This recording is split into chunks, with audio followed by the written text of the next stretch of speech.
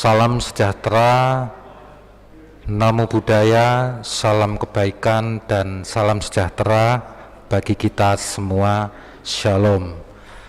Bapak Ibu yang kami hormati, baik yang ada di tempat ini, di Gedung Bung Karno maupun yang ada di rumah secara streaming live YouTube.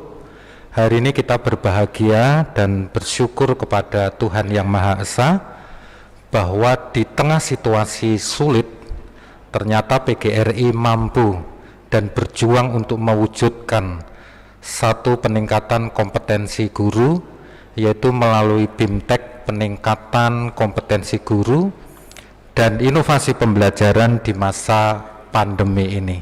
Satu luar biasa. Baik Bapak Ibu yang kami hormati, sebelum kita lanjut pada narasumber, kita akan bangkit dulu, berdiri, kita lakukan yel-yel yang lebih luar biasa. Kalau perlu gedung ini bisa roboh ya. Ya oke, kita rileks saja, mari kita bangkit berdiri. Hidup guru! Hidup! Hidup PGRI! Hidup! Solidaritas! Yes! Iya, mantap. Silakan duduk. Ya. Bapak Ibu yang kami hormati, pada kesempatan ini kita akan mendengarkan satu materi yang penting dan sentral di Kabupaten Jemberana yang sebetulnya disampaikan oleh Ibu Ninengah Wartini SIMSI, namun mungkin beliau ada satu kepentingan mungkin diwakilkan oleh Bapak Kabid, yaitu Bapak Nyoman Wenten SPD MPD. Saya kira tidak asing lagi, beliau berkarir luar biasa dari mengajar di SMA dulu, teman satu kerja ya Pak ya. Cuma nasibnya yang berbeda. Beliau menjadi kepala bidang, saya juga kepala bidang, tapi lain ceritanya. Baik Bapak Ibu bisa mendengarkan pemaparan materi, perkenalan lebih dalam lagi.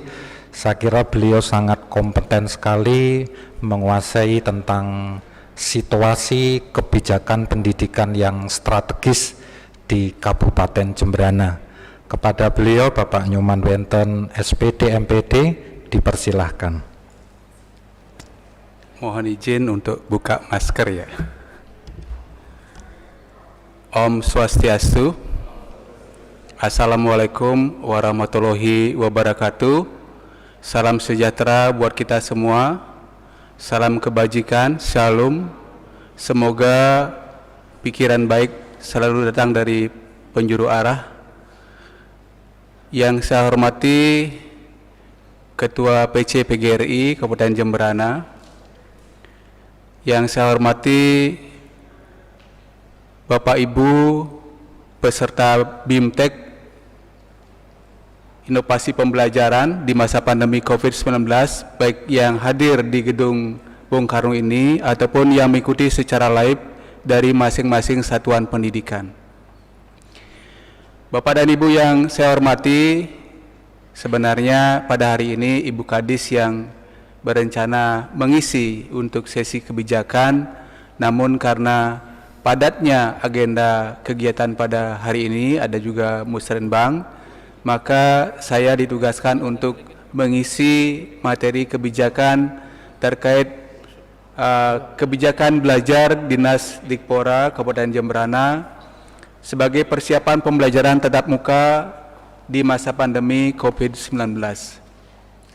Bapak dan Ibu yang saya hormati, pertama-tama kami mengucapkan terima kasih kepada PGRI yang telah menginisiasi acara ini sehingga kegiatan BIMTEK Inovasi Pembelajaran di masa pandemi COVID-19 secara daring bisa terlaksana dengan baik. Terima kasih juga kami sampaikan kepada Dinas Kominfo yang sudah memfasilitasi terselenggaranya kegiatan BIMTEK secara daring ini, sehingga para guru kita dimanapun berada bisa tetap mengikuti kegiatan BIMTEK untuk meningkatkan kompetensi menghadapi tantangan abad 21 untuk selalu bisa tampil menjadi guru yang profesional. Bapak dan Ibu peserta BIMTEK yang saya hormati, terkait dengan isu-isu strategis pembelajaran di masa pandemi COVID-19, tentunya Bapak dan Ibu sudah mengetahui bahwa kondisi pembelajaran di masa pandemi COVID-19 ini adalah situasinya tidaklah mudah gitu ya. Jadi kita dihadapkan kepada situasi yang sangat sulit menghadapi kondisi pandemi. Di satu sisi peserta didik harus tetap memperoleh haknya untuk mendapatkan pembelajaran yang berkualitas. Nah, hal ini tentu merupakan tantangan yang tidak mudah ya. Apa yang telah dilakukan dalam bentuk pembelajaran secara daring ataupun secara luring ataupun mungkin kombinasi antara daring dengan luring yang kita kenal dengan istilah blended learning ya, perpaduan antara daring dengan luring. Banyak masalah yang kita hadapi ketika kita ingin melaksanakan pembelajaran jarak jauh secara daring, seperti misalnya terbatasnya sarana berupa HP ataupun gawai ataupun laptop yang dimiliki oleh peserta didik untuk bisa melaksanakan pembelajaran secara daring. Tidak hanya berhenti pada sarana laptop ataupun gawai dan HP, jaringan internet yang kita miliki hingga ke pelosok-pelosok desa juga belum memadai secara optimal. Nah, hal ini menjadi faktor penghambat untuk kita bisa melaksanakan pembelajaran daring secara penuh. Oleh karena itu, tentu upaya kita bersama bersinergi dengan lintas OPD, bagaimana ke depan penguatan jaringan hingga ke pelosok-pelosok desa bisa terwujud sehingga proses pembelajaran secara daring dengan memanfaatkan internet sebagai perantara bisa terlaksana dengan efektif. Kondisi pandemi COVID-19 ini juga menimbulkan beberapa kerawanan-kerawanan pada peserta didik, seperti misalnya ancaman putus sekolah, karena ketika mereka melakukan kegiatan belajar di rumah, belajar dari rumah secara daring maupun secara luring, ada kecenderungan anak-anak kita ini diajak ikut membantu orang tua bekerja, sehingga rawan sekali mereka bisa mengikuti pembelajaran secara penuh dan terancam putus sekolah. Nah, ini tentu permasalahan yang tidak bisa kita biarkan terjadi pada peserta didik kita. Permasalahan berikutnya adalah kendala tumbuh kembangnya anak-anak kita di rumah. Karena pendidikan itu tidak hanya menyangkut penguasaan teknologi, penguasaan sains, tetapi juga bagaimana melatih gerak psikomotorik peserta didik. Jadi jiwa dan raga peserta didik ini harus tetap kita berikan pelayanan untuk menjadi peserta didik yang tidak hanya cerdas secara intelektual, tetapi juga memiliki karakter. Kemudian permasalahan berikutnya adalah tekanan psikososial dan kekerasan di dalam rumah tangga. Kita menyadari bahwa tidak semua orang tua peserta didik memiliki kompetensi melakukan pendampingan di dalam belajar. Jadi karena belajar di masa pandemi, kegiatan dilakukan belajar dari rumah, tentu di sini perlu dibangun sinergitas antara pihak sekolah melalui dewan guru, melibatkan guru bimbingan dan konseling, melakukan kunjungan, memberikan pendampingan atau asistensi kepada keluarga, orang tua peserta didik agar orang tua bisa melakukan pendampingan kepada putra-putrinya ketika melaksanakan kegiatan belajar dari rumah. Nah, itulah permasalahan-permasalahan yang kita jumpai ketika kita melaksanakan pembelajaran dari rumah di masa pandemi COVID-19 ini. Bapak dan Ibu yang saya hormati, di samping permasalahan tadi, kegiatan belajar secara daring di masa pandemi COVID-19 ini seperti yang saya sampaikan tadi adalah bukan suatu pilihan Bapak dan Ibu. Ini adalah suatu, boleh dianggap sebagai suatu keterpaksaan ya. Kita harus melakukan pembelajaran secara daring karena tidak mungkin untuk sementara waktu kita melakukan pembelajaran tatap muka sementara situasi masih dalam kondisi pandemi. Oleh karena itu, bagaimana upaya kita selaku guru, selaku warga sekolah berkolaborasi dengan organisasi profesi, memberikan pelayanan kepada para guru, kepada masyarakat, agar proses pembelajaran ini tetap bisa berlangsung baik secara daring maupun secara luring.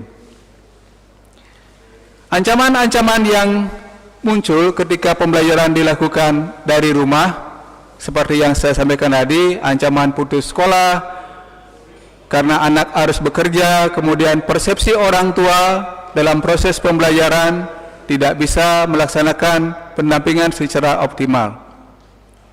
Nah, hal ini harus kita carikan solusi Bapak dan Ibu. Jangan sampai anak-anak kita di dalam melaksanakan kegiatan pembelajaran ini menjadi stres, tertekan, karena ketika mereka melakukan pembelajaran tatap muka saja sudah tidak bisa optimal, apalagi ketika mereka belajar dari rumah didampingi oleh orang tua yang memang tidak memiliki kompetensi untuk melakukan pendampingan dalam proses pembelajaran. Nah, hal ini tentu permasalahan ya yang harus kita carikan solusi. Nah, kemudian apa yang harus kita kerjakan Bapak dan Ibu? Ya, untuk menghadapi masalah ini, tentu permasalahan itu tidak bisa kita biarkan berlarut-larut dan tetap harus kita carikan solusi di tengah situasi masih dalam situasi pandemi. Nah, ini kami ambil gambar Bapak Menteri sedang rapat kerja dengan DPR terkait kebijakan belajar, apa yang harus kita rumuskan ya.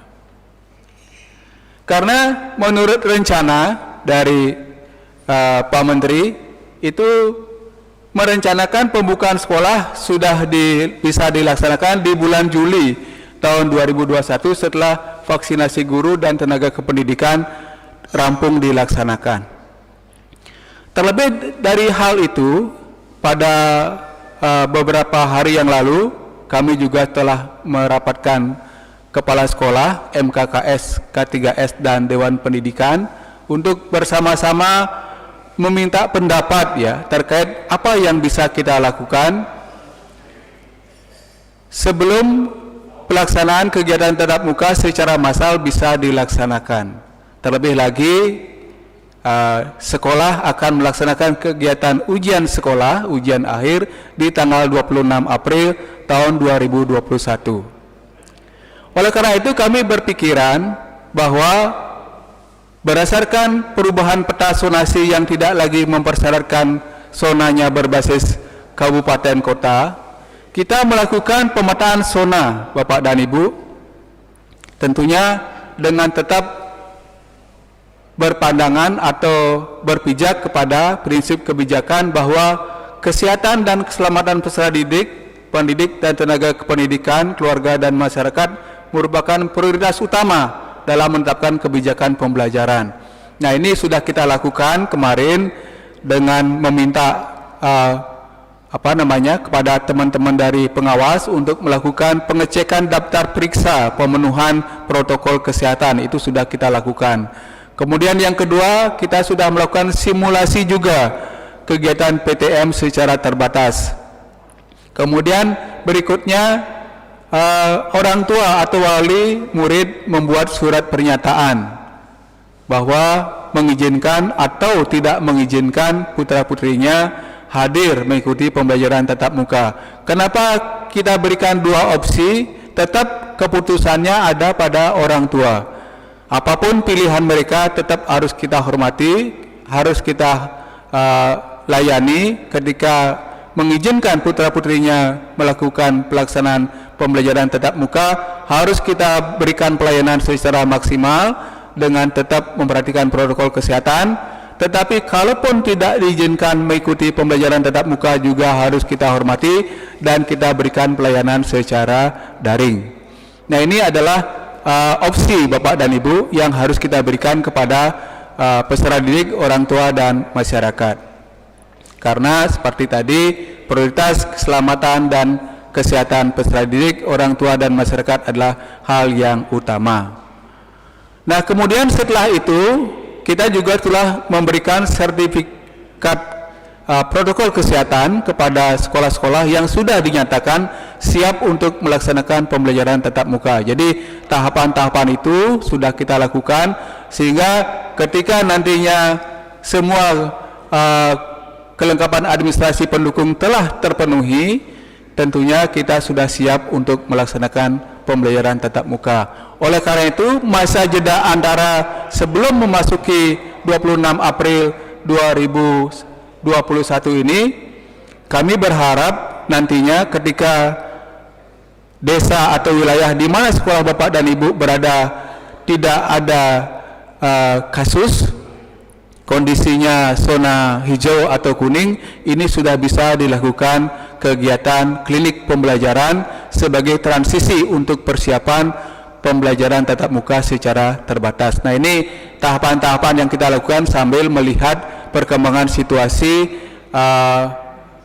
COVID-19 di masing-masing wilayah. Mudah-mudahan dengan adanya vaksinasi secara massal ini penyebaran kasus semakin mereda dan kehidupan semakin normal, dan kita semua berharap tentunya kegiatan tatap muka ini bisa kita laksanakan secara bertahap. Karena kasihan sekali anak-anak kalau terlalu lama belajar di rumah dan tidak sempat berkoordinasi, berkonsultasi dengan guru-gurunya. Tentu hal ini menjadi sesuatu yang kurang bagus untuk perkembangan pendidikan Jemberana. Terlebih kita berkeinginan untuk mewujudkan masyarakat Jemberana yang bahagia. Bagaimana orang tuanya bisa bahagia kalau dia sibuk mengurus anaknya belajar dan stres untuk mendampingi anaknya belajar? Ini harus kita carikan solusi Bapak dan Ibu.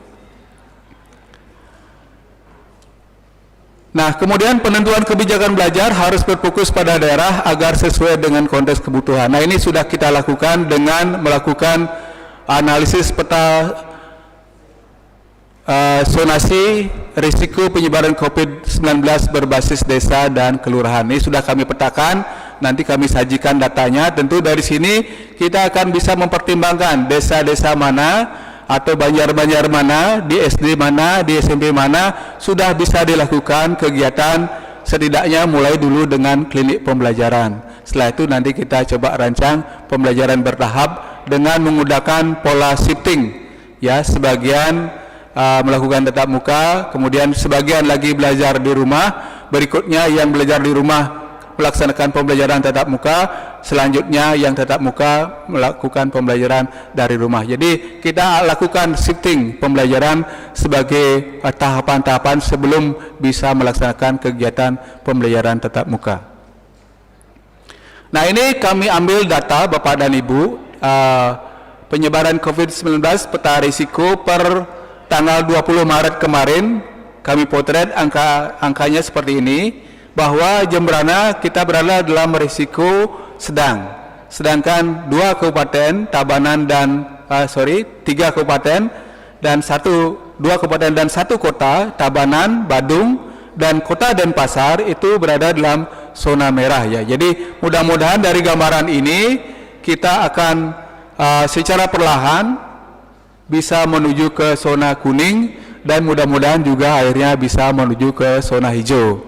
Dengan demikian kita berharap pembelajaran tatap muka segera bisa dilakukan dan situasi keadaan pembelajaran perlahan-lahan bisa menjadi normal. Demikian juga pergerakan ekonomi masyarakat Jemberana secara perlahan bisa menggeliat kembali. Sementara status dari peta risiko COVID-19 yang kami jaring lewat Google Form pada saat kita survei dari sekolah-sekolah, ini menunjukkan data bahwa 35,6%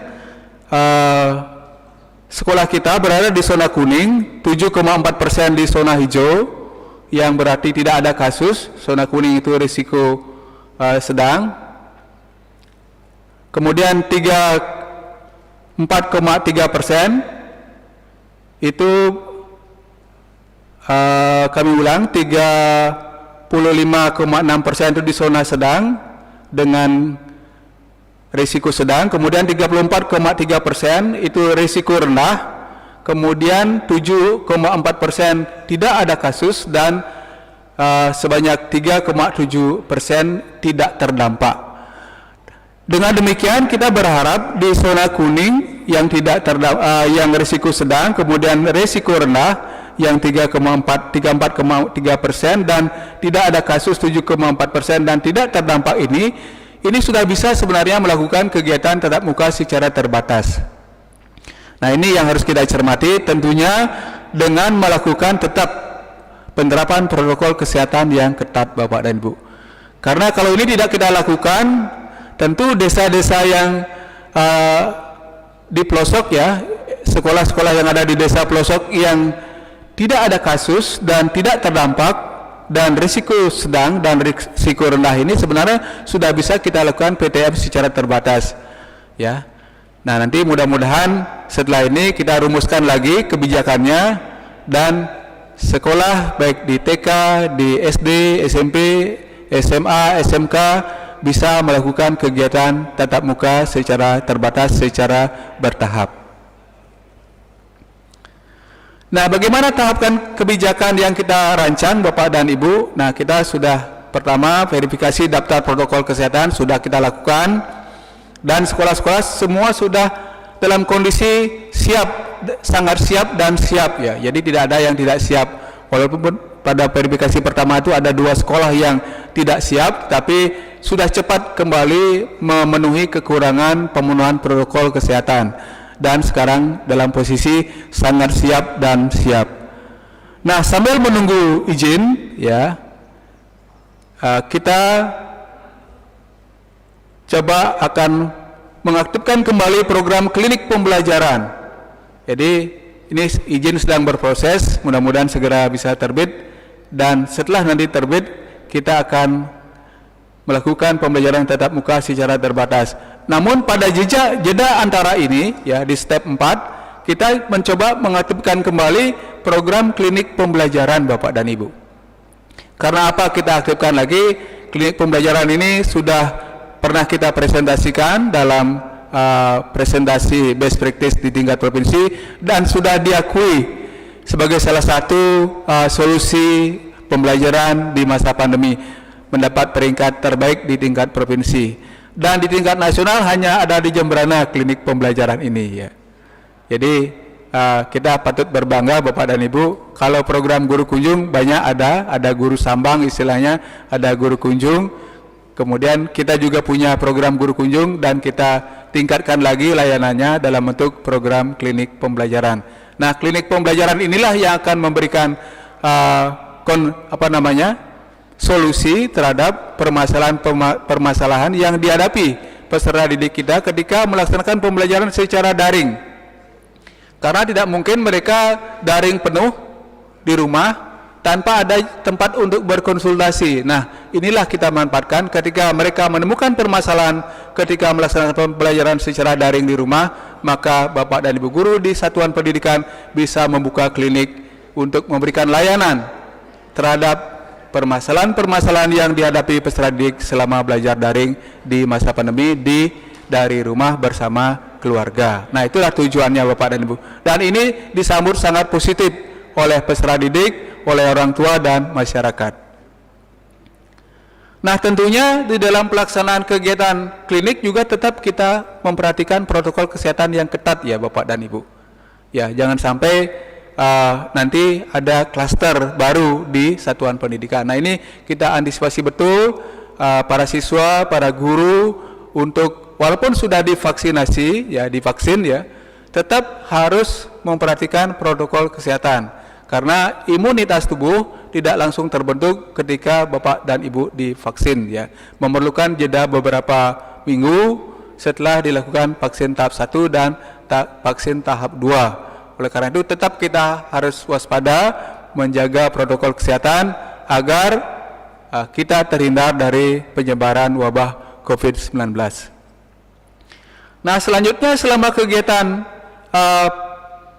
klinik ini tetap kita lakukan evaluasi apabila ada kasus, ya, peningkatan kasus, tentu ini harus kita evaluasi kembali dan kita stop sementara waktu. Dan seandainya mudah-mudahan tidak ada kasus, kita bisa meningkat pada kegiatan PTM secara terbatas dengan kapasitas 50% dengan moda shifting, ya. Jadi 50% kita lakukan tatap muka, 50%-nya lagi secara daring. Kemudian besoknya yang daring 50% kita suruh tatap muka, yang tatap muka melakukan pembelajaran secara daring. Dengan demikian apa yang menjadi permasalahan selama belajar dari rumah, baik itu masalah kesulitan belajar, kesulitan akses, kesulitan memahami konten pembelajaran, bisa kita carikan solusinya dengan melakukan PTM secara terbatas 50% ini.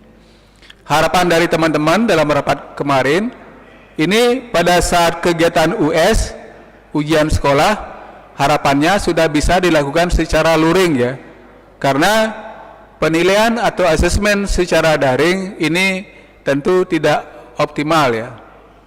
Unsur subjektivitasnya sangat tinggi, karena kecenderungannya bisa dijawabkan oleh saudaranya, bisa dijawabkan oleh orang tuanya.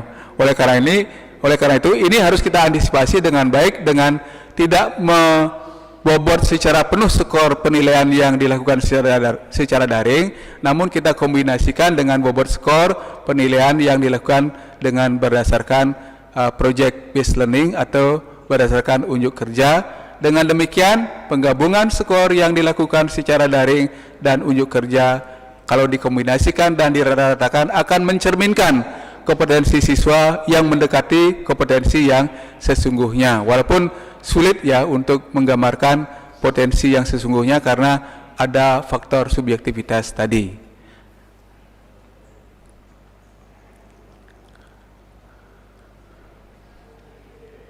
Bapak dan Ibu yang saya hormati, mengapa perlu ada layanan klinik? Kita menyadari bahwa setiap siswa harus mendapatkan kesempatan pelayanan untuk berkembang secara maksimal. Kemudian yang kedua, adanya perbedaan kemampuan, ya. Tidak semua siswa memiliki kemampuan yang sama, ya. Kecepatan yang sama, kecerdasan, bakat, minat, dan latar belakang lingkungan masing-masing siswa berbeda-beda. Sehingga ini akan menjadi kendala ketika melakukan pembelajaran di rumah. Maka solusinya harus kita tampilkan, harus kita berikan penguatan melalui klinik. Yang ketiga, sistem pengajaran di sekolah seharusnya memberikan kesempatan kepada siswa untuk maju sesuai dengan kemampuannya. Nah, apa yang sering kami sampaikan, Bapak dan Ibu, jangan sampai kita salah di dalam memberikan pelayanan kepada peserta didik, karena tipe kecerdasan peserta didik itu berbeda-beda atau beragam. Namun sering kecenderungan kita memberikan pelayanan secara seragam, sehingga tidak menyalahkan, hasilnya juga tidak optimal. Karena sesungguhnya tipe kecerdasan peserta didik itu tidaklah sama atau multiple, ya. Ada yang cerdas kinestetik, ada yang cerdas linguistik, ada cerdas matematik, ada cerdas estetis. Nah, ini harus kita berikan pelayanan yang sesuai dengan potensi-potensi kecerdasan peserta didik. Namun kita kadang-kadang tidak menyadari, melakukan kekeliruan, cenderung memberikan perlakuan yang sama, padahal kondisi tipe kecerdasan mereka tidaklah sama. Nah, inilah tugas berat kita ke depan, bagaimana pendekatan daripada teman-teman guru bisa mendeteksi tipe-tipe kecerdasan itu, sehingga nantinya bisa memberikan pelayanan sesuai dengan tipe kecerdasan peserta didik.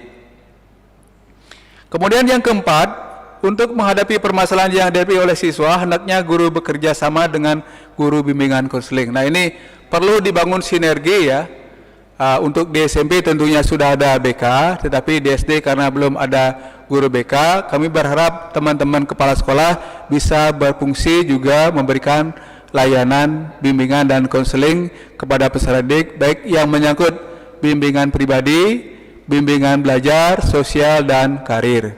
Nah, ini tetap harus kita berikan bimbingan kepada peserta didik, bagaimana mungkin menyangkut masalah pribadi di dalam keluarga, masalah sosial di dalam keluarga dan masyarakat, masalah kesulitan belajar dan penjenjangan karir kemana cita-cita mereka sesuai dengan potensi kecerdasan yang mereka miliki. Nah, ini apa yang kita rintis di Jemberana sudah diakui. Kemarin kita presentasi di Inaya Putri Bali, program guru kunjung dan klinik pembelajaran di masa pandemi COVID-19 ini mendapat peringkat terbaik di tingkat provinsi. Jadi aplaus untuk kita Jemberana ya. Mudah-mudahan kita selalu diberikan kesehatan dan terus bisa bersinergi dengan organisasi profesi, dengan para guru-guru yang hebat di Jemberana untuk mewujudkan suatu layanan ya.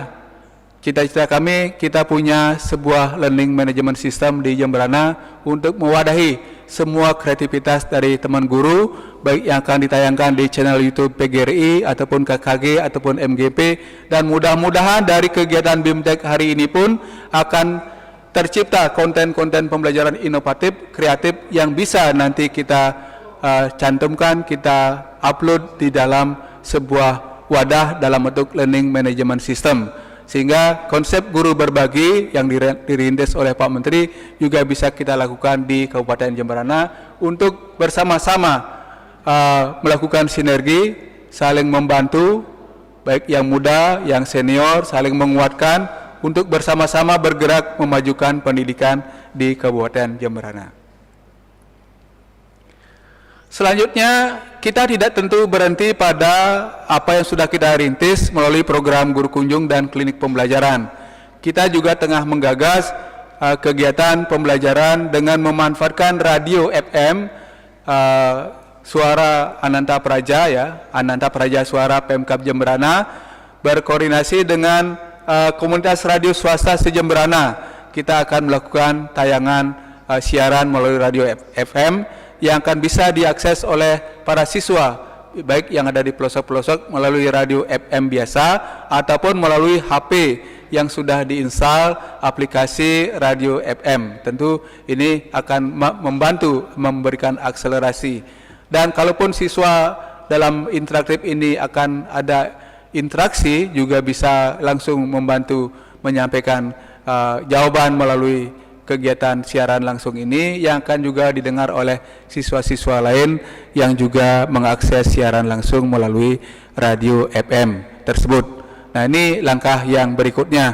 Kemudian yang juga sedang dikerjakan oleh teman-teman guru adalah merancang pembelajaran dengan membuat konten pembelajaran dengan pembelajaran digital interaktif. Ini sedang dikerjakan oleh teman-teman guru. Kami berpesan agar semua materi yang ada di SD maupun di SMP ini bisa dibagi habis oleh teman-teman KKG dan MGMP untuk dibuat konten pembelajaran digital interaktif yang nantinya akan kita tayangkan di dalam YouTube channel, baik itu PGRI, baik itu Dinas Kominfo maupun dari KKG dan MGMP. Ini sebenarnya tidaklah sesederhana yang kita pikirkan, Bapak dan Ibu. Memang perlu multi talenta di sini. Ada yang bertugas nanti menjadi presenter, ada yang bertugas menjadi pembuat skrip, ada yang bertugas menjadi videografer, editor, dan pengelola dari YouTube channel yang akan dibuat oleh teman-teman guru. Kami berharap kalau toh ini bisa kita lakukan dan kita saling menguatkan dan semua siswa menjadi subscriber dari konten materi pembelajaran digital yang kita tayangkan di YouTube, tentu hal ini juga akan memberikan dampak ikutan, yaitu sebagai tambahan pendapatan atau penghasilan dari organisasi profesi. Karena kalau semua kita saling menguatkan, ada 23.000 guru, ada 2.500 guru yang saling menguatkan untuk menjadi subscriber. Hal ini tentu hal yang sangat perspektif untuk masa depan guru-guru kita di Jemberana. Oleh karena itu, kami terus mendorong, mendampingi Bapak Ibu guru untuk terus berkreasi, berinovasi, membuat konten pembelajaran inovatif dalam rangka untuk meningkatkan layanan pendidikan kita kepada masyarakat Jemberana agar pendidikan Jemberana kita semakin maju dan para peserta semakin bahagia dan sejahtera menerima layanan pendidikan yang dikemas oleh guru-guru yang kreatif dan inovatif.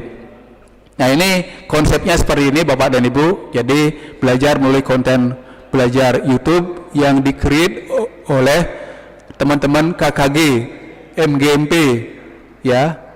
Nanti dinikmati oleh siswa, dinikmati oleh orang tua. Ketika mereka ada terlewatkan materinya, ini tentu bisa di-rewind kembali, ditarik ke belakang untuk mencoba mendengarkan ulang apa yang telah menjadi penjelasan dari bapak-bapak dan ibu guru melalui konten video pembelajaran digital interaktif yang sudah mampu disusun, dirumuskan secara bertahap. Tentu kita tidak bisa mengerjakan secara keseluruhan sekaligus, tetapi mari kita garap secara bertahap mulai dari langkah awal. Nanti kalau itu terus bisa dilakukan, mari kita berkolaborasi. Mudah-mudahan ke depan kita juga bisa mewujudkan studio rekaman untuk merancang video pembelajaran interaktif bagi para guru, sehingga hasilnya benar-benar luar biasa dan layak untuk ditayangkan dan ditonton tidak hanya oleh guru-guru di Jemberana, tetapi juga oleh guru-guru di seluruh Indonesia. Demikian yang menjadi harapan kami dan tentu menjadi harapan kita bersama juga.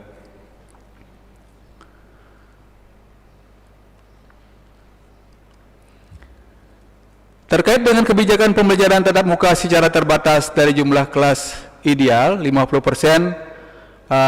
pembelajaran tatap muka ini tentu tidak hanya cenderung kepada konsep menguasai ilmu pengetahuan dan teknologi, tetapi keinginan kita bagaimana mengembalikan hakikat dari pembelajaran itu, yaitu membangun hubungan humanisme guru murid yang selama ini hilang selama pelaksanaan pembelajaran jarak jauh.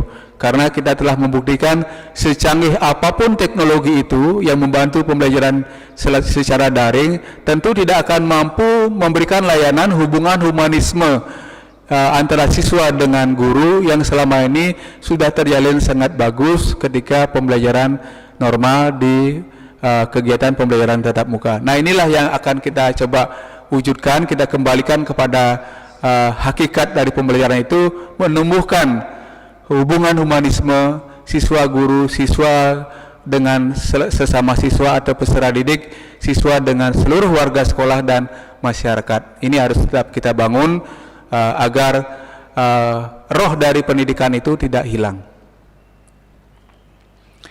Nah, terkait dengan hal itu Bapak dan Ibu, tentu hal ini tidak bisa hanya dilakukan oleh Dinas Pendidikan semata, tidak bisa hanya dilakukan oleh PGRI semata, perlu sinergitas, ya.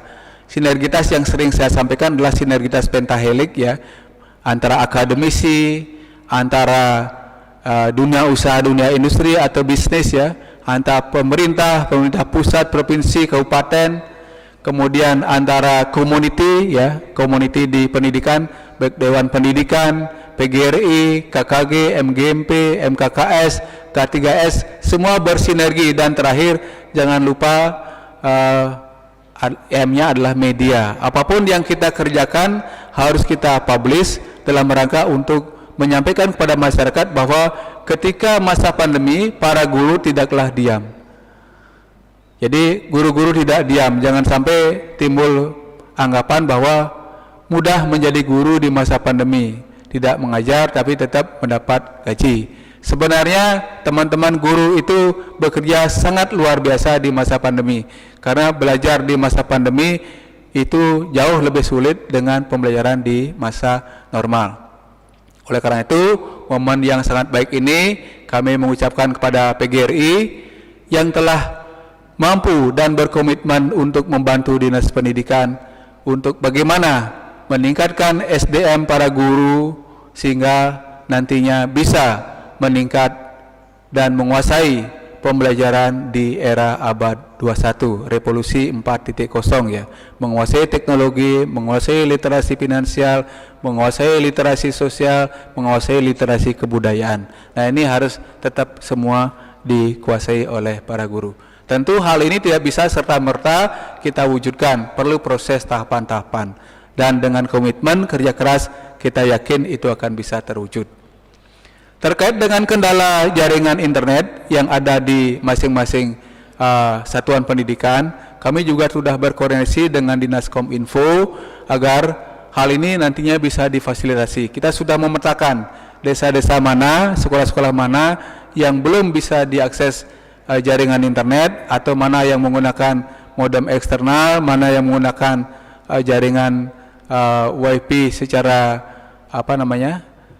tembak dengan antena, dan mana yang sudah menggunakan fiber optik. Ini sudah kita petakan. Harapannya adalah bagaimana semua sekolah bisa terkoneksi, apalagi kita akan menjelang asesmen kompetensi nasional yang akan dilaksanakan di bulan Oktober yang akan datang.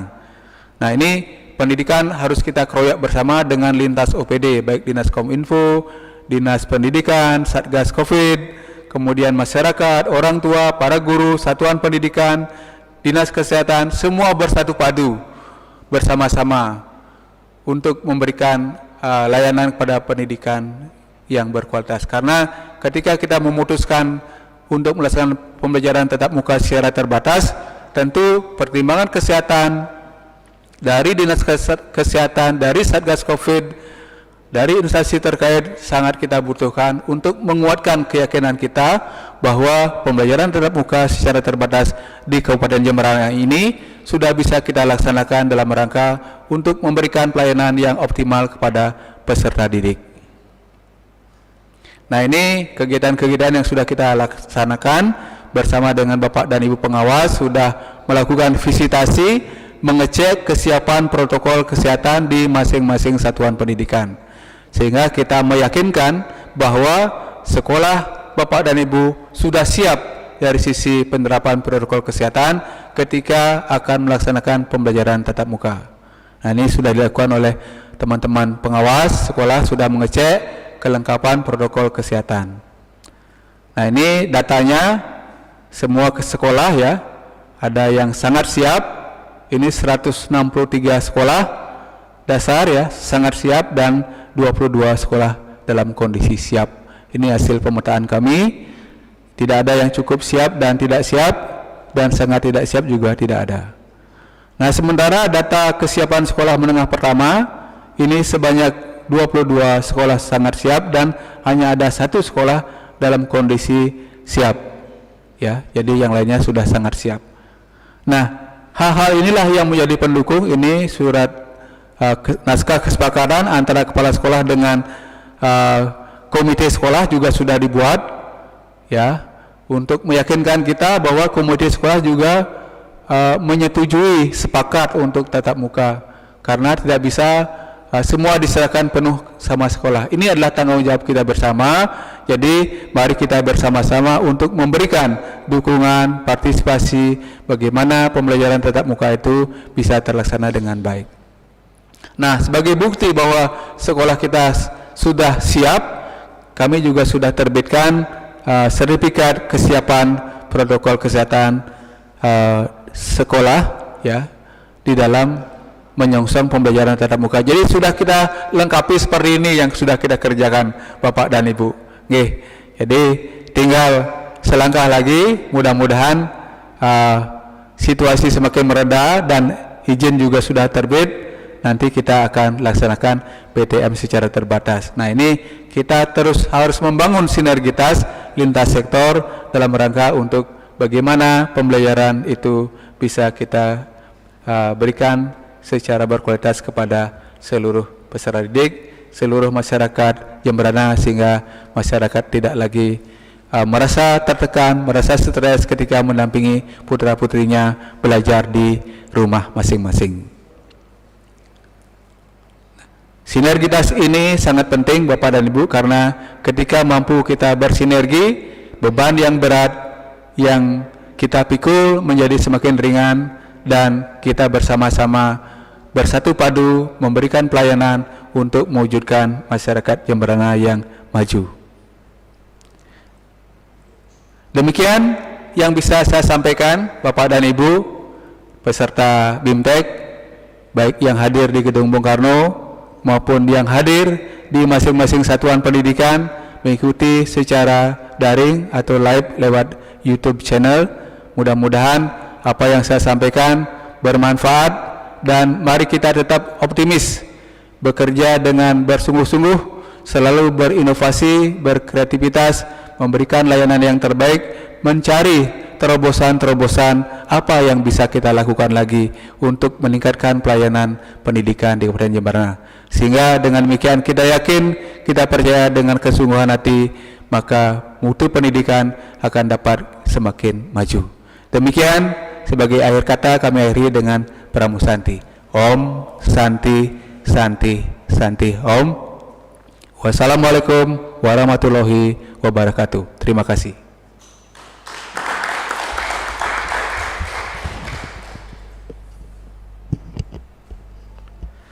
Baik, sekali lagi kita beri aplaus yang semangat Bapak Ibu.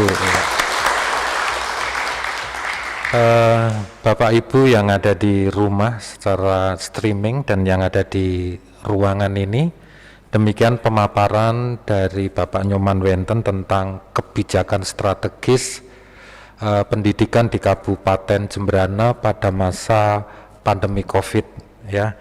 Nah, Bapak Ibu yang ada di rumah nanti bisa bertanya dengan menuliskan chat di channel YouTube seperti pada link yang sudah disiapkan panitia. Bapak Ibu yang hadir di studio ini atau di gedung Bung Karno ini juga nanti bisa bertanya, tapi akan saya sampaikan dulu beberapa poin penting ya pada kesempatan pagi hari ini.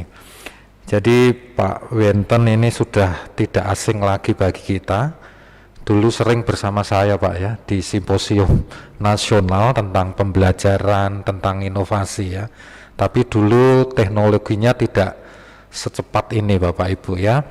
Itu artinya bahwa peluang untuk berkarya, bersemangat dalam situasi apapun tetap membawa satu dampak positif ya. Nah, untuk di Jemberana tadi sudah disampaikan bahwa pemerintah Kabupaten Jemberana intinya sudah melakukan tindakan preventif dan kuratif Bapak Ibu di selama pandemi ini, yaitu meliputi kebijakan menganalisis identifikasi masalah ya, baik tadi resiko-resiko psikologi anak, orang tua dan masyarakat, sehingga ditemukan faktor-faktor dan kebijaksanaan yang strategis, terutama yang kita menarik adalah klinik pembelajaran ya. Ini perpaduan ya Pak ya antara daring dan luring ya. Memang tidak bisa serta-merta pembelajaran itu daring terus ini. Ini yang angkatan tua ini agak empot-empotan ya Pak ya. Generasi guru yang agak seperti saya agak lumayan ngos-ngosan ya. Tapi bersyukur di Kabupaten Jemberana di Jembatani ada tatap mukanya. Nah, ini penting sekali tadi disampaikan agar human interaksi ini, bahwa pendidikan itu melakukan kerja keras untuk pembentukan karakter. Jadi sementara Mbah Google mungkin belum bisa maksimal untuk karakter ini mungkin ya. Oleh sebab itu mari Bapak Ibu, peran sehebat apapun Google System, dia ada di tangan guru. Setuju Bapak Ibu ya? Guru tetap menjadi pionir, guru tetap menjadi mainstream dalam pendidikan kita ya. Oleh sebab itu mari kita respon klinik pembelajaran ini yang merupakan perpaduan ya. Jadi human-nya tetap kena, tapi teknologinya, akselerasinya juga kita kedepankan ya. Terima kasih Pak Nyoman Wenten yang begitu dalam pemaparannya. Dan tadi yang ketiga juga perlu sinergitas tanggung jawab, bahwa sekolahan ini bukan pabrik ya, diserahkan aja pada sekolah ya, pendidikan itu final, tidak, tapi peran serta orang tua dan masyarakat itu penting, dan sekarang sedang diuji ini orang tua dan masyarakat ya, keluhan-keluhan bagaimana mendidik anak ketika mendampingi belajar. Tapi bersyukur di komite pendidikan inilah nanti keluhan orang tua ya Pak Man ya, itu bisa diangkat lah. Mungkin Bapak Ibu sudah memantau orang tua ini betul-betul ngos-ngosan bimbing anak-anak ya lewat Android. Mungkin ini ke depan bisa dilakukan ya pengamatan Pak, agar bisa menjembatani temu dialog lah komite dengan sekolah secara apa, mau virtual atau mau apa ya. Ini penting sekali agar keluhan ngos-ngosan belajar ini bisa teratasi ya. Bapak Ibu mungkin dengar, aduh subuh ngalih kai, subuh kene gitu, no ngajarin. Ya, ini faktor bagaimana pendidikan juga tanggung jawab orang tua. Baik Bapak Ibu, saya selaku moderator mungkin akan memberikan kesempatan bagi Bapak Ibu yang di rumah bisa melalui chat publik di YouTube ini, dan Bapak Ibu yang ada di dalam ruangan ini bisa mungkin tunjuk jari ya atau angkat tangan. Saya persilakan untuk 3 penanya. Terima kasih. Saya serahkan kepada audien, mungkin ada pertanyaan yang ingin. Baik, terima kasih. Yang pertama dari Bapak Gede Sumerte. Silahkan Pak. Setelah mendengar pemaparan Bapak Kabid tadi tentang kebijakan pendidikan di Kabupaten Jembrana, saya banyak menerima WA Pak dari kepala-kepala sekolah, terutama sekolah-sekolah yang sekarang ada pada zona kuning Pak, zona dengan risiko rendah begitu. Pertanyaan mereka adalah, Pak, kapan kami boleh memulai untuk membuka klinik pembelajaran kembali? Apakah kami menunggu himbauan atau kapan kami boleh? Barangkali itu pertanyaan Pak, pertanyaan kami Pak, mohon petunjuknya. Matur suksemo.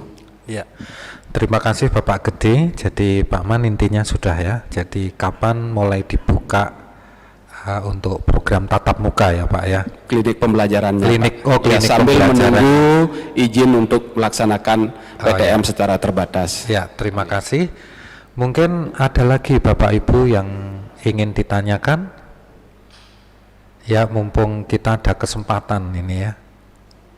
Baik, kalau tidak ada, saya serahkan kembali kepada Pak Wenten untuk menjawab pertanyaan tadi.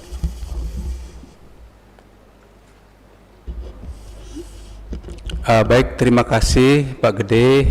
Mungkin juga Bapak dan Ibu yang hadir di ruangan ini, termasuk Bapak dan Ibu yang ada di masing-masing satuan pendidikan, terkait apa yang menjadi pertanyaan dari Bapak dan Ibu, rekan-rekan kepala sekolah, rekan guru, dapat kami sampaikan bahwa kemarin kita sudah menerbitkan surat edaran terkait panduan pelaksanaan klinik pembelajaran di masing-masing satuan pendidikan. Namun karena daerah kita sempat masuk dalam zona merah, maka kegiatan klinik pembelajaran kita hentikan kemarin sementara waktu. Nah, mengingat sekarang kondisi kita sudah masuk zona kuning, bahkan ada zona hijau dan ada yang tidak terdampak, tentu Bapak dan Ibu di masing-masing satuan pendidikan sambil menunggu izin pembelajaran tatap muka bisa mengaktifkan kembali kegiatan klinik pembelajaran. Kami kemarin sudah juga koordinasi dengan Bu Kadis, apa perlu lagi dibuatkan edaran? Jawaban beliau, karena kita sudah pernah menyampaikan edaran, ya tidak perlu lagi, tinggal diinformasikan di masing-masing satuan pendidikan. Ketika daerahnya tidak ada kasus, ya bisa melakukan klinik pembelajaran secara bertahap sesuai dengan bagaimana mekanisme pelaksanaan klinik pembelajaran, jumlahnya, kemudian jaraknya, kemudian penerapan protokol kesehatan. Dan ini pun tetap juga berkoordinasi dengan kepala desa, Babin Kamtibmas yang ada di masing-masing desa, agar beliau-beliau juga turut serta memantau bagaimana pelaksanaan klinik pembelajaran untuk sama-sama memberikan rasa aman. Karena tentu yang pertama tetap kesehatan, keselamatan peserta didik, para guru, orang tua, masyarakat menjadi prioritas utama. Seperti ini Pak Gede, teman-teman guru juga yang memang wilayahnya non kasus, tidak terdampak, zona kuning, kemudian zona hijau, tentu sudah bisa melakukan kegiatan klinik pembelajaran secara bertahap. Mengenai bagaimana kegiatan klinik pembelajaran dilakukan di sekolah, di satuan pendidikan, sepenuhnya diatur oleh kepala sekolah dengan mempertimbangkan situasi sarana prasarana, kemudian unsur-unsur pendukung lainnya. Kami serahkan mekanismenya melalui pengaturan di masing-masing satuan pendidikan. Seperti ini Pak Bude, Bapak Ibu Dewan Guru juga, kepala sekolah yang ada di masing-masing satuan pendidikan. Terima kasih.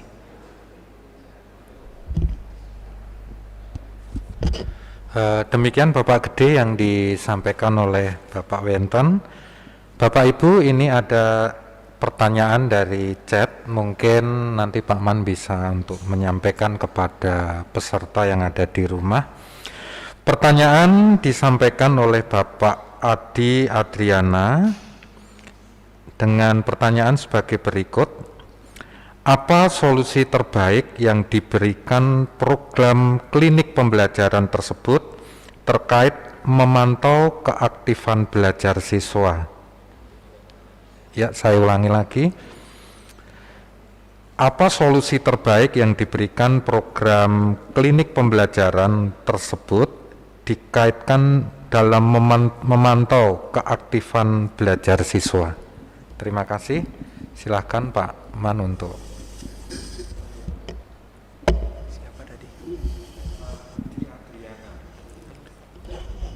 Baik, terkait pertanyaan dari Pak Adi Adriana ya, mungkin dari SD ya, yang menanyakan apa solusi terbaik yang bisa diberikan melalui program klinik pembelajaran dikaitkan dengan memantau keaktifan ya, atau partisipasi peserta didik. Terkait dengan keaktifan belajar, Bapak dan Ibu Guru ketika melaksanakan pembelajaran daring tentu sudah bisa menilai mana siswa-siswa yang aktif, mana siswa-siswa yang tidak aktif melalui respon tentunya ya. Kalau ini dilakukan melalui daring, responnya bisa kalau tidak menggunakan video call atau menggunakan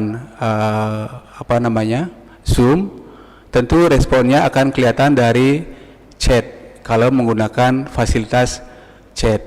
Siswa yang aktif tentu merespon apa yang menjadi perintah atau tugas dari guru melalui media chat yang disiapkan dalam proses pembelajaran jarak jauh. Nah, ketika ini terjadi kendala, ketika siswa yang bersangkutan sama sekali tidak memberikan respon, tentu keaktifan atau partisipasinya tidak terdeteksi oleh Bapak Ibu Guru yang sedang melakukan pelaksanaan pembelajaran secara daring. Nah, hal ini tentu akan bisa dicarikan solusinya ketika dilakukan klinik pembelajaran, karena klinik pembelajaran tidak semata-mata memberikan solusi terhadap permasalahan penguasaan konten materi, bisa juga klinik pembelajaran memberikan layanan terhadap permasalahan yang dihadapi peserta didik selama belajar dari rumah, apakah masalah sosial, masalah pribadi, ataukah masalah belajarnya, atau masalah-masalah yang lain. Nah, hal ini akan menjadi ketemu ketika klinik pembelajaran bisa mengkolaborasikan pelayanan, di samping pelayanan terhadap fasilitas kesulitan belajar peserta didik dari segi penguasaan keilmuannya, tetapi juga memberikan layanan dari segi kesulitan belajar yang dihadapi peserta didik melalui layanan berkolaborasi dengan guru BK atau layanan bimbingan konseling yang ada di masing-masing satuan pendidikan. Oleh karena itu, konsep dari klinik pembelajaran ini harus dikuasai dengan baik sehingga bisa optimal di dalam pelaksanaannya dalam memberikan layanan, baik layanan kesulitan belajar dari segi penguasaan materi, baik layanan kesulitan belajar dari segi permasalahan psikologi, sosial, atau permasalahan keluarga. Demikian Pak Edi Adriana ya. Edi Adriana. Nggih, terima kasih. Mudah-mudahan bisa diterima ya. Masih ada? Bapak Ibu, untuk sementara di channel ini belum ada yang tanya. Ada lagi yang ingin bertanya? Kami persilahkan. Ya, silakan Pak Ngurah Sudame dari SMK Negeri 5. Terima kasih atas waktunya. Ini sekedar sharing kepada Bapak narasumber, dalam hal ini mewakili Ibu Kadis ya, Bapak Nyoman.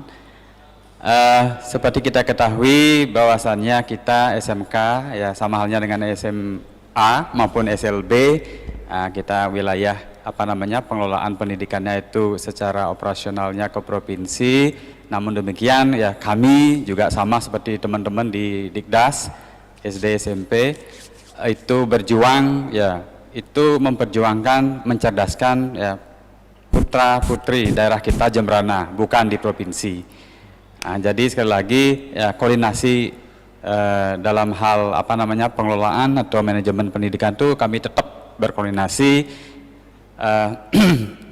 sehingga adanya sinergitas maupun keharmonisan ya.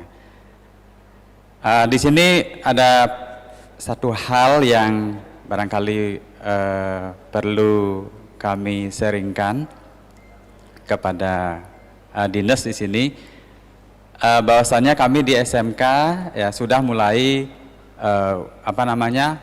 ujian sekolah dan bahkan pra UKK atau ujian kompetensi kejuruan. Nah, untuk UKK-nya, ujian kompetensi kejuruan ya tentu petunjuk sudah ada dari provinsi, kemudian izin dan permaklumannya kami tetap sampaikan kepada ya dinas ya Dikpora Kabupaten gitu ya. Namun keluhan dari teman-teman kami itu ada kendala dalam hal mempersiapkan ya, karena ini menyangkut persiapan, itu jawaban dari surat yang dilayangkan ya berupa permakluman dan izin untuk pelaksanaan itu belum ada. Nah, jadi harapan kami agar berkenan sesegera mungkin bisa memberikan jawaban, sehingga kami di lapangan, terutama teman-teman yang di kejuruan ya, artinya guru-guru produktif, itu bisa menyiapkan ya segala sesuatunya berhubungan dengan ujian kompetensi itu, karena ini menyangkut peralatan ya, sarana prasarana dan juga kesiapan dokumen-dokumen gitu, sehingga tidak gerasa-gerusu nantinya. Nah, jadi intinya mohon untuk berkenan segera bisa memberikan jawaban untuk pelaksanaan ujian kompetensi kejuruan di SMK di Kabupaten Jembrana. Nggih, seksama. Baik, terima kasih Pak Ngurah. Jadi ini sangat teknis sekali ya pertanyaannya. Jadi bagaimana koordinasi hubungan yang ideal, karena SMA dan SMK itu dikelola oleh provinsi ya, sedangkan wilayah kita ada di Jembrana. Mungkin ini silahkan untuk ditanggapi secara teknisnya mungkin. Mari Pak.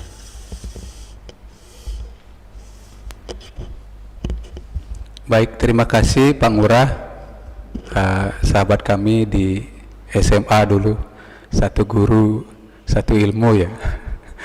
Kami ajak bersama-sama di SMA, kemudian beliau ke kepala SMK, kami ditarik ke dinas gitu. Jadi terkait apa yang ditanyakan, yaitu permohonan izin atau rekomendasi untuk pelaksanaan UKK di kabupaten, ya memang kemarin kami sepintas mendengar teman-teman di SMK mengajukan izin atau rekomendasi untuk bisa melakukan UKK secara langsung ya. Nggih, ini tentu nanti perlu dikoordinasikan lagi kalau memang toh harus dari Dinas Pendidikan Kabupaten yang menerbitkan, tentunya kami berkoordinasi dulu dengan Dinas Pendidikan Provinsi, mengingat kewenangan dari pengelolaan SMA dan SMK itu ada di provinsi. Nanti kami koordinasi dulu dengan provinsi. Kalau toh memang harus dari kabupaten, mungkin distrik provinsi bisa juga menembuskan surat kepada distrik kabupaten sebagai yang membidangi wilayah ya, untuk bisa dibantu rekomendasi itu mungkin ya, supaya juga kita tidak salah. Karena pada prinsipnya kita semua berkomitmen untuk memberikan pelayanan kepada seluruh putra-putri Jembrana, baik itu dari TK, PAUD, kemudian SD, SMP, SMA, dan SMK, semua adalah putra Jembrana, putra-putri Jembrana. Oke, nanti kita koordinasikan lebih lanjut. Kalau sudah memang boleh dari kita di Dikpora Kabupaten Jembrana, kita akan bantu untuk menerbitkannya. Oke, demikian Pak Ngurah, terima kasih.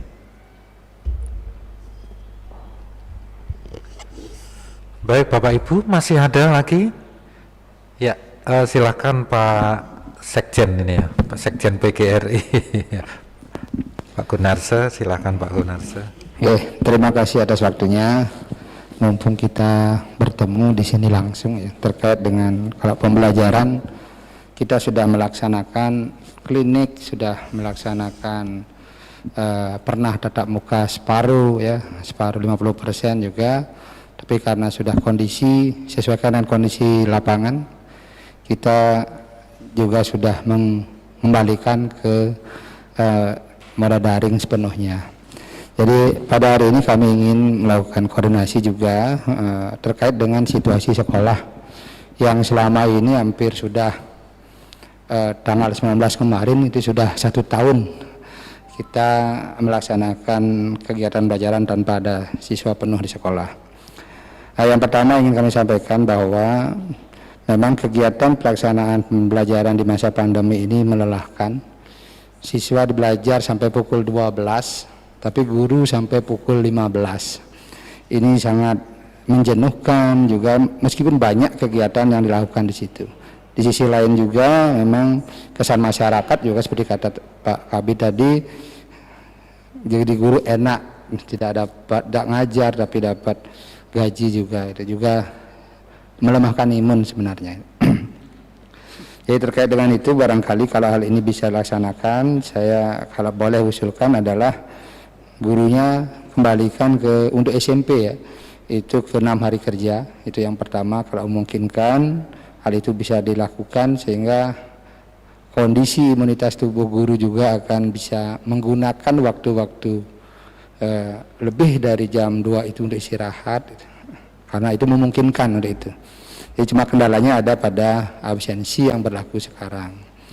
Nah, kemudian yang kedua terkait dengan kegiatan sekolah yang akan kita laksanakan, barangkali persiapannya di masa-masa pandemi, seperti misalnya persiapan AKM, ya, ini juga sudah kami koordinasikan dan sampaikan bahwa dalam pelaksanaan AKM sesuai dengan ketentuan fasilitas terdapat memiliki internet yang dengan kapasitas bandwidthnya 12 Mbps dedicated untuk 15 klien. Jadi ini permasalahan kami ke depan nanti. Jadi dengan adanya kekuatan internet kami di sekolah kami adalah sangat kecil, dan itu pun dengan menembak di tetangga, maka kegiatan AKM itu rasanya akan sulit dilakukan. Untuk itu kami minta petunjuk, barangkali secara kolektif nantinya melalui Dinas Pendidikan bagaimana upayanya. Jadi sekolah kami mungkin dari segi anggaran dana BOS bisa digunakan, tetapi langkah-langkah kami untuk meningkatkan atau memperbesar bandwidth ini mungkin dari tadi sudah sampaikan dengan Inkom, dengan Telkom atau dengan siapapun, agar jaringan itu ada ke sekolah. Yang kendalanya kan jaringan yang tidak ada. Jadi agar ini terfasilitasi sehingga AKM yang akan dilaksanakan dari September dan Oktober nanti bisa disiapkan dari sekarang. Itu usulan kami agar tidak tergesa-gesa, ini perlu disiapkan di situasi seperti ini, dan relaksasi anggarannya pun bisa kita prioritaskan ke sana. Ya, demikian dua hal yang kami ingin sampaikan. Terima kasih atas waktunya.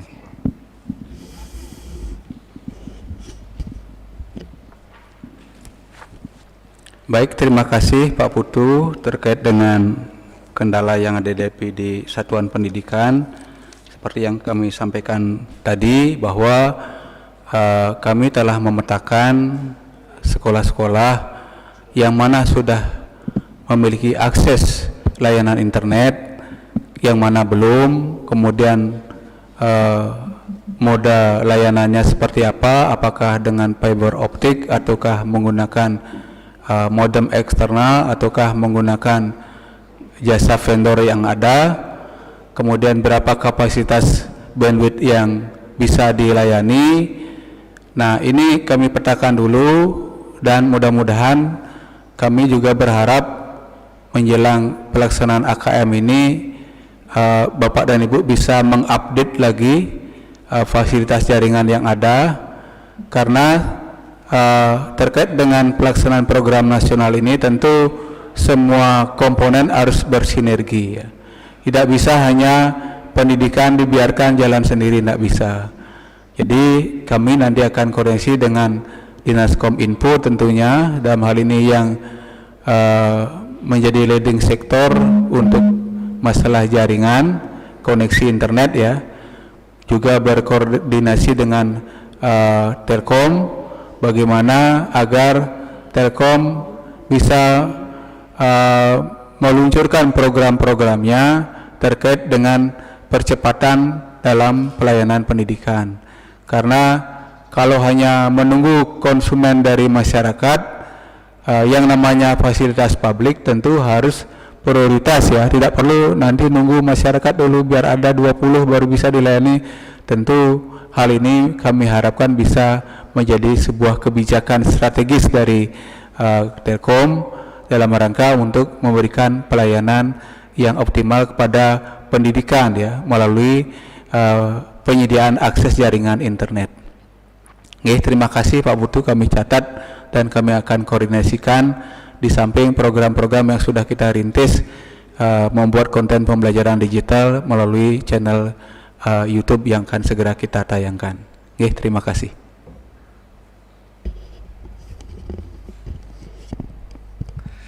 Baik Bapak Ibu yang ada di rumah ataupun yang berada di tempat ini, mungkin satu kali aja satu pertanyaan, apa masih ada ya? Silakan. Ya, ini sudah mau diawang-awang ya kelihatannya ya. Baik Bapak Ibu, masih ada? Ini di chat belum ada juga ya ini ya. Sudah 280 chat tapi belum ada juga ya. Sebetulnya menarik sekali nih Bapak Ibu ya untuk topik ini, karena kita berada di Kabupaten Jemberana ya. Saatnya untuk kebangkitan pendidikan di Jemberana ya. Saya masih ingat kalau di PTK kita tidak boleh teacher center ya. Tapi saya pengen di pandemi ini kita kembalikan teacher center. Guru hampir sedikit peranan ya di pandemi ini ya. Mari Bapak Ibu kita tetap semangat mengembalikan marwah kita sebagai pendidik ya. Baik, dari panitia mungkin apa bisa ditutup ya? Cukup? Oh ya. Baik Bapak Ibu, demikian pemaparan dari Bapak Nyoman Wenten serta dialog baik melalui chat maupun yang ada di tempat ini, dengan harapan biarlah Pak Wenten nanti semakin dipakai lebih dahsyat lagi Pak ya, menyampaikan materi-materi, dan saya ingin sebetulnya dialognya lebih interaktif ya, tidak terjebak pada suasana yang lebih kaku ya. Nah, ini ke depan mari kita bangun, karena pandemi ini betul-betul meluluh lantahkan dialog-dialog kemanusiaan ya. Dan Bapak Ibu, kami melalui panitia ini mengucapkan terima kasih kepada Bapak Kabid yang sudah menyampaikan pemaparannya, dan juga perhatian dari Bapak Ibu yang mengikuti, peserta yang mengikuti BINTEK ini sehingga bisa berjalan dengan baik. Baik, atas nama keluarga besar PGRI Kabupaten Jemberana, panitia BINTEK peningkatan kompetensi guru di masa pandemi, dan juga kami semua yang hadir di tempat ini mengucapkan terima kasih. Dan jangan lupa Bapak Ibu, besok masih ada hari kedua ya untuk kegiatan BINTEK dengan tema memanfaatkan Google Site ya, atau situs Google dengan berbagai bentuk formnya untuk membuat efektivitas belajar, yaitu belajar jarak jauh. Terima kasih, kami tutup dengan Paramesanti. Om Santi Santi Santi Om. Assalamualaikum warahmatullahi wabarakatuh. Salam sejahtera, Om Namo Buddhaya, salam sehat untuk kita semua. Hidup PGRI, hidup guru, solidaritas, yes, tetap semangat. Tuhan memberkati kita semua.